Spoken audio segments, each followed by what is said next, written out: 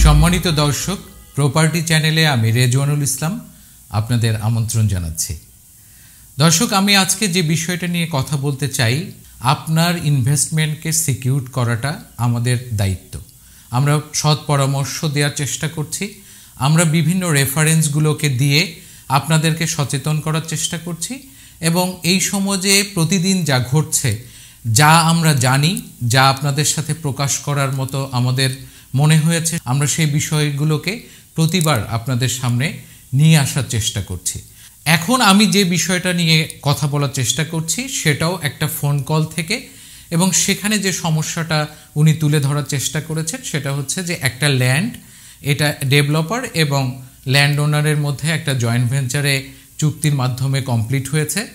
Land ওনার একজনের কাছে বিক্রি করেছিলেন, ধরা যাক ল্যান্ড ওনার প্রথম পক্ষ, যার কাছে বিক্রি করেছিলেন উনি দ্বিতীয় পক্ষ, এবং উনি আবার আমার কাছে যিনি ফোন করেছেন তার কাছে বিক্রি করেছেন খুব রিসেন্ট।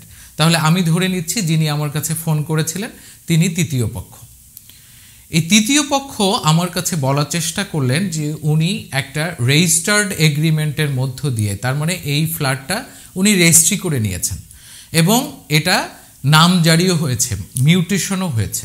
তাহলে আমরা স্বভাবত ধরে নিই যে প্রপার্টি রেজিস্ট্রি হয়েছে, নামজারি হয়েছে, সেখানে খুব একটা ঝামেলা হওয়ার কথা না।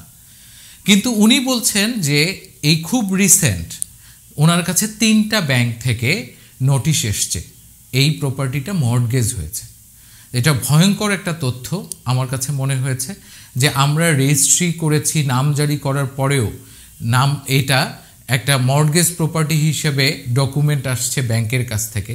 তাহলে অবশ্যই অনেকগুলো স্টেপে এখানে গ্যাপ খুঁজে পাওয়া যাচ্ছে, যেখানে রেজিস্ট্রি প্রসেসে কোনো একটা সমস্যা হতে পারে, মূল দলিল না দেখিয়ে বা কীভাবে সাব রেজিস্ট্রারের মাধ্যমে এটা বের হয়ে গেল, অনেকগুলো একটা ল্যাকিংস আমাদের সামনে ধরা যাচ্ছে। আমি মনে করছি এরকম প্রতারণার ফাঁদ অনেকের সাথেই আজকে, কালকে, গত বছর এরকম হয়েছে, যেটার প্রতিকার হওয়া দরকার। আরেকটা বিষয় হচ্ছে ব্যাংকের মর্টগেজটা আপনি খুব সহজেই বুঝতে পারবেন না। এটা সাব রেজিস্ট্রার অফিস থেকে NEC একটা সার্টিফিকেট আপনাকে তুলতে হবে, যেটাতে আপনার একটু সময় দিতে হবে নিজেকে, আপনি নিজে উপস্থিত থেকে অথবা আপনার পরিবারের কেউ বোঝে এই তল্লাশি সার্টিফিকেটটা নেয়ার জন্য তাকেও সাথে থাকতে হবে। তা না হলে এখানে কি হচ্ছে এটা বোঝার একটা ব্যাপার আছে। ধরা যাক যে আপনি রাজুক থেকে কিনছেন বা গণপূর্ত থেকে কিনছেন, তার মানে এটা যদি মর্টগেজ থাকে তাহলে অবশ্যই লিজ প্রপার্টির ক্ষেত্রে ওই অথরিটির পারমিশন নিয়ে তারপর ব্যাংক মর্টগেজ করেছে। তার মানে যদি লিজ প্রপার্টি হয় তাহলে যে অথরিটির কাছ থেকে আপনাকে ফাইলটা চেক করতে হবে, সেটা রাজুকের ফাইল হতে পারে, গণপূর্ত হতে পারে, এরকম যে থেকে হোক না কেন, আপনাকে পেপারিং করতে হবে। আপনি যদি আরও ডিটেইল কাজ করতে চান তাহলে আপনি পেপারে একটা অ্যাড দিতে পারেন যে আমি এই দাগে এত নাম্বার হোল্ডিংসে একটা প্রপার্টি কিনছি। সেটা হয়তো আপনার কাছে মনে হবে বিব্রতকর, কিন্তু আপনাকে তো প্রোটেকশনগুলো নিতেই হবে। আমরা কেন পেপারে অ্যাড দিতে বলছি? পেপারে অ্যাড দেওয়ার মূল কারণটা হচ্ছে নতুন করে কেউ যদি আপনার ওই প্রপার্টিতে মালিকানা দাবি করে, তাহলে দালিলিক প্রমাণ হিসেবে বা আপনি যে সেফটি পয়েন্টগুলো নিয়ে কাজ করবেন সেটাও কিন্তু এটা আপনাকে একটা পর্যায়ে হেল্প করবে। তাহলে আমরা কোন কোন বিষয়গুলো চেক করব? কোনো প্রপার্টি কেনার আগে আমরা লিজ প্রপার্টি যদি হয় তাহলে কোন ডিপার্টমেন্ট থেকে এই ল্যান্ডটা লিজ নেওয়া হয়েছে সেখানে ফাইলটা চেক করতে পারি। আমরা ব্যাংকে মর্টগেজ দেওয়ার জন্য NEC নিতে পারি। প্রপার্টিটা নামজারি হয়েছে কিনা সে বিষয়টা আমরা দেখব। আরেকটা হচ্ছে খাজনা খারিজ এর যে রেকর্ডগুলো আছে সেগুলো আমরা ঠিকমতো হয়েছে কিনা আমরা সেগুলো দেখব। আরেকটা বিষয় খাস জমিও হতে পারে, তখন কিন্তু খাজনা আপ টু ডেট করতে গেলে আপনি ভূমি অফিসে দেখবেন যে এই দাগ নাম্বারে আপনার কাছে খাজনা নিচ্ছে না। তার মানে কি, এটা যদি খাস জমি হয়, সরকারের ইনজাংশন থাকে, তখন এইটার কারণেও কিন্তু আপনি বুঝতে পারবেন যে এই প্রপার্টিটা আপনার কেনা উচিত হবে না। আরও কিভাবে আমরা চেক করে এই প্রপার্টিতে মর্টগেজ আছে নাকি অন্যের কাছে বিক্রি করেছি, এই বিষয়গুলোকে আমরা চেক করার পরে একটা প্রপার্টিতে ইনভেস্ট করব। এই বিষয়গুলো আমরা কয়েক বছর ধরে বলার চেষ্টা করছি, অনেকে সচেতন হচ্ছেন, অনেকে আবার সাদা পাতার মধ্যে সাইন করেও লক্ষ লক্ষ টাকা দিয়ে দিচ্ছেন। আমরা সচেতনতা তৈরি করার জন্য একটা মোটামুটি স্টেপ নিয়েছি। আমাদের সাথে প্রতিদিন এরকম অসংখ্য প্রতারণার ফাঁদে ধরা দেয়া অনেক পরিবার যোগাযোগ করছেন। আমরা সেই বিষয়গুলো আপনাদের সাথে শেয়ার করছি, যাতে ইনভেস্ট করার আগে আপনার মনে হয় যে ডকুমেন্টটা ঠিক আছে কিনা, ব্যাংকে মর্টগেজ আছে কিনা, আপনি যে প্রক্রিয়ার মধ্য দিয়ে টাকাটা দিচ্ছেন সেই প্রক্রিয়াটা আইনের কাছে এটা গ্রহণযোগ্য কিনা, এবং আপনি যে প্রপার্টিটা কিনছেন সেটার দখলটা আপনি ঠিকমতো বুঝে পাচ্ছেন কিনা। এই যে 4-5টা বিষয়ে আমরা প্রতিদিন কথা বলার চেষ্টা করছি, প্রতিটা বিষয় ধরে ধরে বিভিন্ন রেফারেন্সের মাধ্যমে আপনাদেরকে বলার চেষ্টা করছি। এটার মূল কারণটা কি?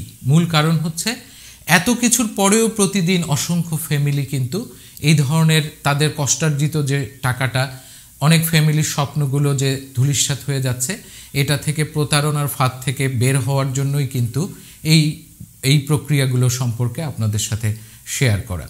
আজকে যে পরিবারটা আমাদের সাথে যোগাযোগ করেছে, আগামীকাল যে এরকম ফোন আসবে না আমি বলতে পারি না, কিন্তু আমরা যত দ্রুত সচেতন হব, কাগজপত্র দেখার সময়টা আমাদের হাতে থাকতে হবে, টাকাটা ইনভেস্ট করার জন্য যে প্রক্রিয়াটা সেটা অনুসরণ করতে হবে। হুট করে কারো একটা কম মূল্যে কেউ অফার করলো, আপনি মনে করলেন আজকেই আমাকে একটা সাইনিং মানি দিতে হবে বা বুকিং মানি দিতে হবে। বিষয়টা এরকম না। যিনি, আমি এর আগেও অনেকবার বলেছি, যিনি কম মূল্যে প্রপার্টি সেল করতে চান তার সমস্যা আছে, অথবা যিনি বেশি মূল্যে কিনছেন তারও সমস্যা থাকতে পারে। হুট করে আপনার প্রপার্টিতে ইনভেস্ট করা যাবে না। আপনাকে বুঝতে হবে যে প্রপার্টিতে আপনি ইনভেস্ট করছেন, ইনভেস্ট মানে আপনি রিটার্ন চাচ্ছেন, অথবা ভবিষ্যতে আপনি যখন এই প্রপার্টিতে টাকার সমন্বয় করবেন তখন যেন আপনার কাছে মনে হয় যে আপনি রাইট ওয়েতে ইনভেস্টমেন্টটা করেছেন। এই যে বিষয়গুলো নিয়ে আমরা রেগুলার কথা বলি, এখান থেকে যারা সমাধানের পথগুলো খুঁজে পাচ্ছেন তারা হয়তো আমাদেরকে থ্যাঙ্কস বলছেন, কিন্তু প্রতারণা তো তৈরি হচ্ছে বিভিন্ন ফরম্যাটে। আশা করি এই বিষয়গুলো আপনাদেরকে আরও সজাগ করবে, এবং আমরা প্রতিদিন এই বিষয়গুলোর কোনো না কোনো কারণে যারা প্রতারণা করছে তাদের গল্পগুলোও রেগুলার বেসিসে আপনাদের দেওয়ার চেষ্টা করছি। ইনভেস্ট করার আগে আপনাকে কিন্তু এই বিষয়গুলো জানতে হবে। সে কারণে একজন প্রপার্টি এক্সপার্টের শরণাপন্ন হতে পারেন, উকিলের মাধ্যমে আপনি কাগজপত্রগুলো চেক করতে পারেন, অথবা ব্যাংক লোন যদি আপনি নেবেন মনে করেন তাহলে ব্যাংকেও কিন্তু ডকুমেন্টগুলো সাবমিট করে আপনি একটা ভেটিং করে নিতে পারেন। অনেক প্রক্রিয়া আছে যে প্রক্রিয়ার মাধ্যমে কাগজপত্র এবং বিল্ডিং দুটোই চেক করা সম্ভব। আপনার প্রপার্টি আপনার হোক এবং সেটা সিকিউরড হোক, এটাই আমরা আশা করি।